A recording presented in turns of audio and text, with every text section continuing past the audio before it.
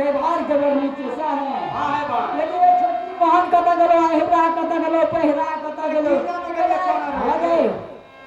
अरे भाई छोटी छोटी कता चल गेले के बरनी लगे अबे हिबरा कता छोड़ दे की जाना कता छे अब चल लगी से भैया भैया भैया अरे हिबरा अरे तेरी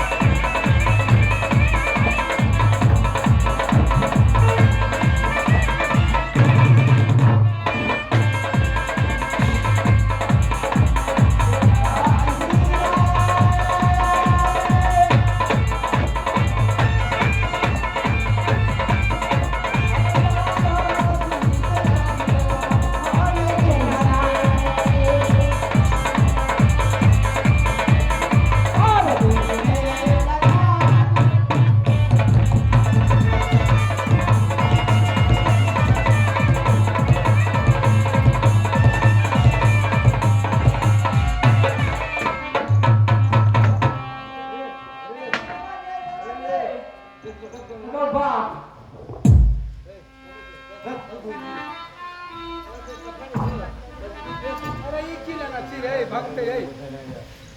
अरे की भेलै रे हां पछिया के लोग माल छोड़ के छी जाय छै ए तू पछिया ले रे हर अपना पारा बिया गेलै पारा साजलो ए पारा रे बाजी छै ए पारा को पिए रे हां अरे लसु के छै एकटा कौन पहले कहै छियो कोन गप आखी विचार से बोली कथी हमर विचार से सब माल जते छै ने गवारी गवार जते पकड़ी थपड़ी माल छै घास माल छै सब लाके आ गांधी मैदान में जब चले ले बोली ना आ विचार से सब बहिन सब लोग मिल के पिलो पिलो खेले की देवी बुझाओ देवी कहूं हां हां जरूर रो कुट पैकेज कहीं हम इसको अरे आने सुन के जो ये भी ना का ले चल